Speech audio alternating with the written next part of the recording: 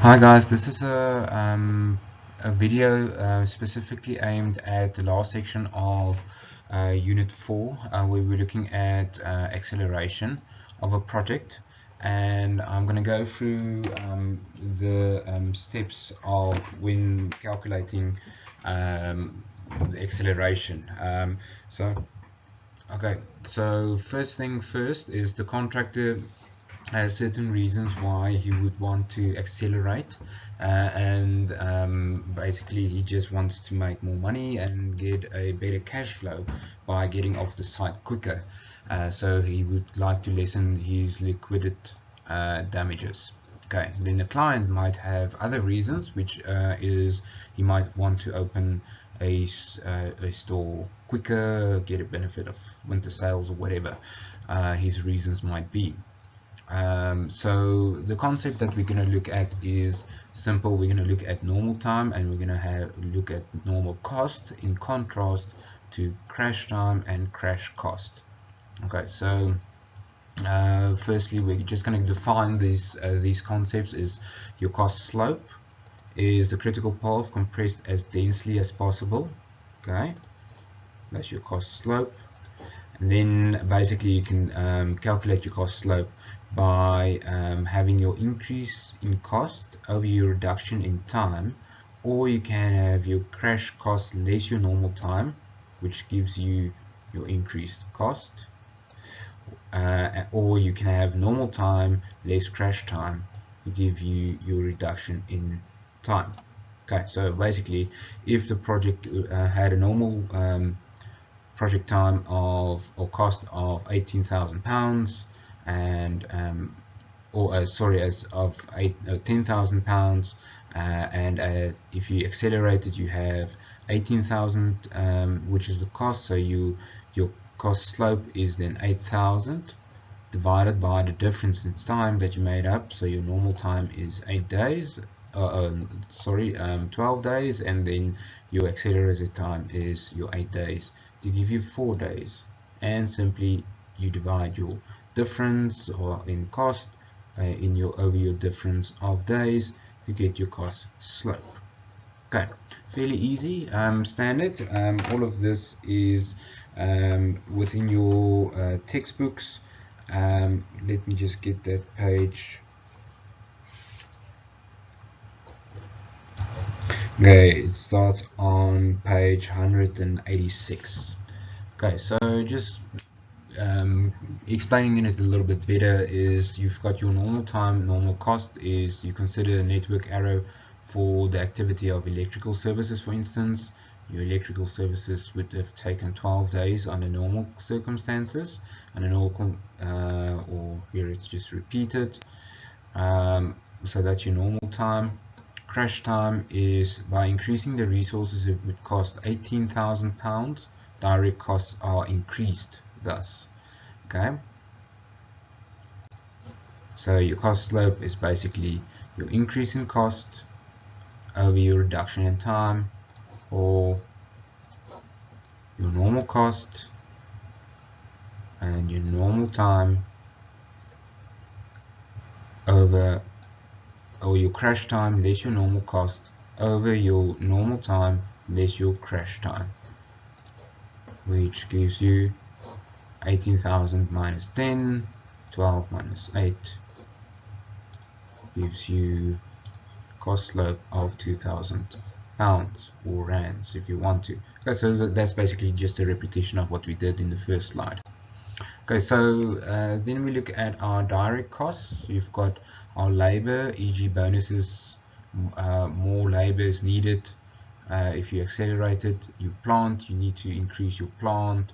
Material, more waste is produced. Subcontractors, direct and indirect factors for them, overheads and more admin, etc. Okay, so these are items that contribute to your costs. So your indirect costs is your normal P's and G's, for instance, project supervision, site hutting and accommodation, site office, telephones, heating, etc., buckies, transport, and so forth. Okay, then other definitions is your total project cost. It is direct and indirect costs combined. optimum project durations is where the most beneficial least cost situation occurs, taking into account both direct and indirect costs. Okay, so we're going to look at your total cost and your project duration by means of a example. Okay, so just before we go into the example, basically we've got our total costs and our direct costs here. So, and then we've got our indirect costs. So basically you've got your indirect costs and your direct costs. Them, if you add that item and that item, you get that item on your total cost.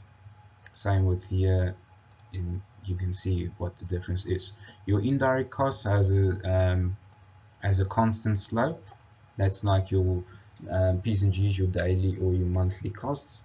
Your direct cost is your more plant, like we highlighted earlier, which escalates if you reduce the time needed.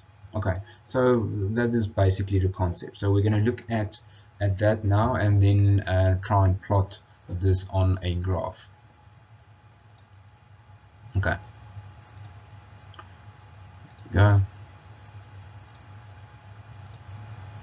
Okay, so that's just the explanation of where it goes to, and then this is what we're going to aim to calculate is our optimum time. Okay, so getting into our example. So if we look at our two scenarios, figure 9.40 shows a construction sequence involving activity A to I in arrow diagram format. The tubular data indicate the normal times, normal costs, crash times, crash costs, and the indirect costs of the project, which amounts to £2,000 per week. Okay, so this is that £2,000 per week. So on page 189, you can start reading. That's basically what I'm referring to. So, and then on page 119, you will see this diagram. Okay. So in figure 9.41, the analyzed diagram based on the normal time situation, which gives an overall project duration of 28 weeks. Okay, so basically what they went to calculate is they just plotted the normal times to see what the actual normal time of this project is, because they you can't just add all of your days together, because they have different sequences. Like A takes 6, so they just added 6 here. B has a duration of 8. Sorry guys, this is not freehand. And then E has a duration of 6, and so forth. And then they calculate your critical path. I think on the next page we will be able to see that much better. But please have a look on this table and this diagram at your normal costs. This is information that's provided. Is total cost, okay, excluding the 2,000 per week, and then your crash time for these items is given here, and then your crash cost next to that. Okay, so to increase or to decrease item A to 4 days, it will cost you 20,000 pounds extra to do the work. Same with B, it will cost you to reduce it with 4 weeks, it will cost you £48 per extra for reducing the time. Okay, so okay, the point that I wanted to make with this is just you can't just add all of this together, okay, because you're not going to get to the right answer. Okay, so just looking at this table, figure 9.41, the analyzed arrow diagram based on a normal time situation, which gives an overall project duration of 28 weeks. The total project cost based on normal time has been calculated at £254,000. Basically, it is your 28 weeks times 2000, and that's added to your 98 direct costs, which gives you a final or total cost of 254,000. Okay, very simple to do. Is what they did is they just put in the time durations, and then they had a look at what the longest path is to see what the duration of the actual project is. So a simple way of doing that is starting from the back. I'm going to mark that in green, is and going backwards, so and looking for the longest path. Okay, so first item is D, that is on a critical path. That's 6 days. Then from here we can see that F is our next longest item, which is D, or given at 10 days. Then working from there, it's 6, and then from there on it's A, which is our other day. So it's 6 plus 6 is 12, plus 10 is 22, plus 6 is 28 days, which I calculated there. Okay, so this is basic stuff that you did in PQM last year and also doing in project management this year. So please have a look at that. Then just okay, here's the critical path that I just drew in.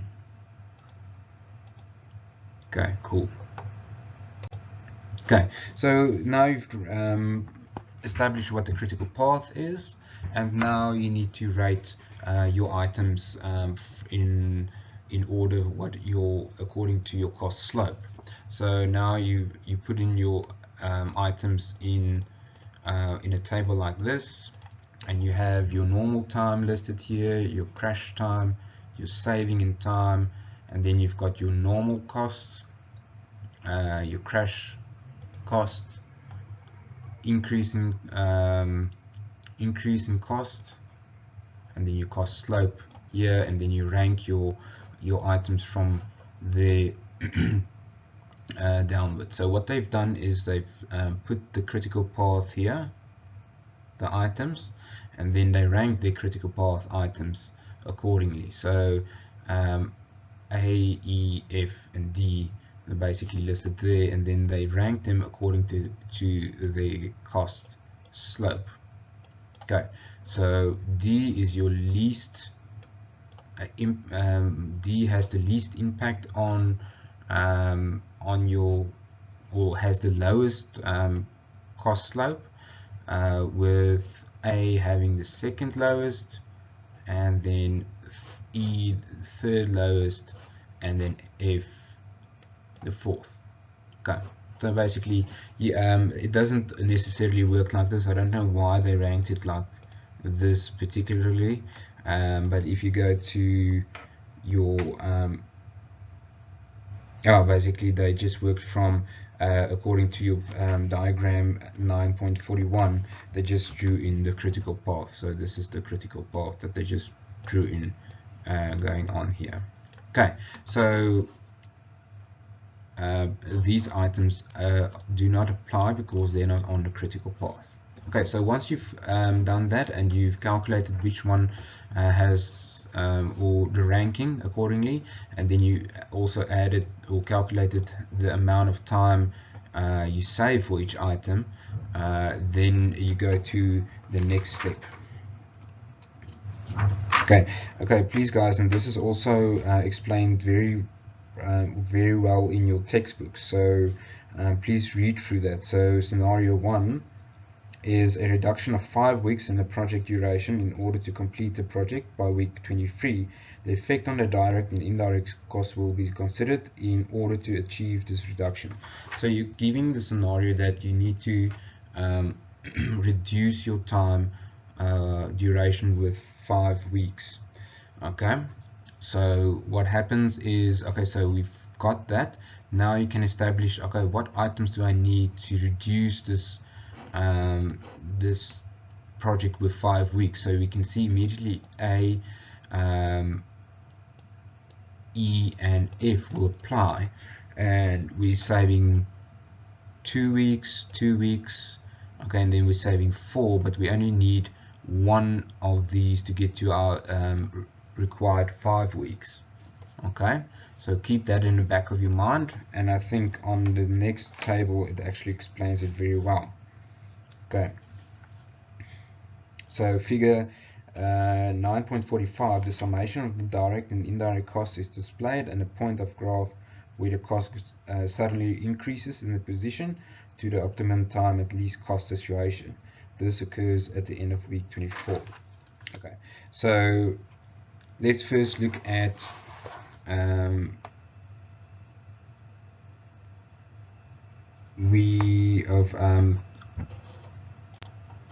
okay, let's look at table 9.2. Sorry for that, I just want to get that correct. Okay, here we go. Okay, so your scenario is what I've basically sketched is we're going to look at items D, A, and E. Normal times is 6 weeks. Our crash time is 4 weeks and 5 weeks. But the reduction in time that we need is 2 weeks, 2 weeks, 1 week, like I highlighted in the previous one. So the cost slope is 3,000, 4,000, and 9,000. Okay, so for the number of weeks that we're reducing is 2 times 3,000 is 6,000, and 2 times 4 gives us 8,000, and 1 times 9,000 gives us 9,000. So reduction in overall time, we've decreased our project with 5 weeks, and it had an additional cost of 23,000 pounds. Okay, so just doing that calculation, you've got your direct cost is thus 98,000 plus 23 to give you a new indirect cost, or direct cost, sorry, and then your indirect cost is now, instead of 28, it's now 23 times 2,000, which is now 46,000, and then it is those two together. So now we've got a cost of 296, which is actually a bit lower than our initial, or slightly higher than our initial 254,000 pounds. So there was an acceleration cost of 13,000 pounds. Okay, so this is a question where I might ask, calculate what the cost implication would be to reduce your project duration by 5 weeks. Okay, so then you will use these tables 9.2 and 9.3. Okay, going to scenario 2. Now we're going to look at the optimum time reduction. So now we're going to look at the effect of the project cost for each week's reduction in time in order to assess the least cost situation. So the change in the direct and indirect costs due to each week reduction in the project time is indicated in 9.44. The relationship is presented in graphical form in 9.45. Okay, now that's what I read earlier. So the relationship between the indirect and direct costs for each week of the project from weeks 28 to 18 can be observed in figure 9.45, which basically shows that the summation of the direct and indirect cost is displayed, and the point on the graph where the cost suddenly increases is the position of the optimum time and least cost situation. This occurs at the end of week 24. At week 25, the change in cost per week alters from 2,000 to 7,000 per week. Okay, then the project costs have been analyzed back to week 18 in order to see the overall cost implication. So basically we're going to look at, okay, so basically this is just a summation of the previous scenario 1. So we looked at D, E, and A. So okay, we've already dealt with that. Skipping to scenario 2, to find the least costly amount. So this is what I've read now in 2 slides ago. the time at which the aggregate cost escalates substantially. Okay, so that's just the summation of it. Okay. So what we've got is we've got our normal direct costs and our indirect costs, which has our total cost at 254,000. Okay, so now let's say we reduce our project with 27 or with 1 week.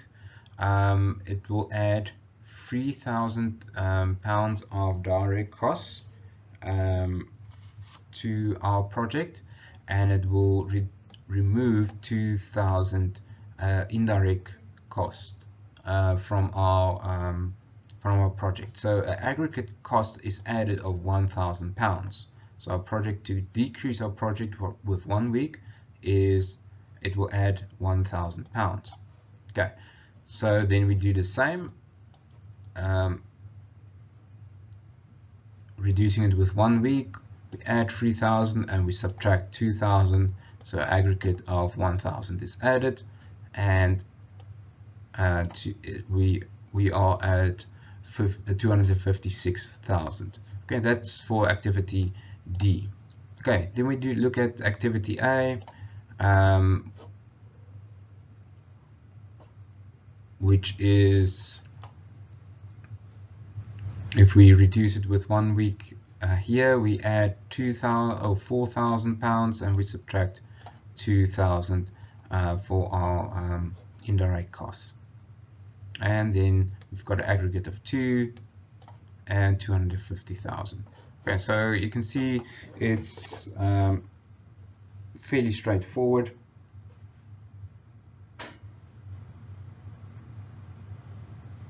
D, A, E, and F. Okay, cool. So you can see the ranking. I just wanted to make sure that this is right. So the rankings in the critical path items are still according to table 9.42. So table 9.42 you still need to use to actually rank your items according to that, the ones that has the least impact. Okay, and then we look at item 20, or still with item A, we reduce it with another week and we still add an aggregate of 2. Then we do the same, and here we can see here's a substantial increase, jumps to 7,000, and here it goes to 8,000. Okay, and then it wasn't taken any further than that. Okay, so that is now figure 9.45. So all that we do now is we plot this on a graph. So our direct or indirect cost is very easy. We've got our normal cost is 55,000, and we reduce it with to was it 56? Sorry, 56,000. We reduce it with 2,000 each week that we reduce our project duration with. Okay, very straightforward. And then our increase of items, our direct costs, is as per the previous table. You just plot it. So initial one is 196, reducing it with 1 week, we get to 201,000, 204,000, 206, and so forth. And then we can see here it starts to jump from 212,000 to 221,000. Okay, and then going up, just adding this one to that one, we can see that we've got a big the slight jump here, and then here's that 7,000 jump that we highlighted in the previous table, which means that our optimum line of time least cost is at week 24. Okay, so the main thing about this exercise is to go through this example, work through it systematically, and just do the same whenever you're asked a question in the exam or in the test, to just refer to this and just apply this rationale. So let me just show, this is where the major jump is, and that's the optimum timeline. So yeah, so please have a look at this, and if you do have any questions, please do not hesitate to contact me. Thank you guys. Bye.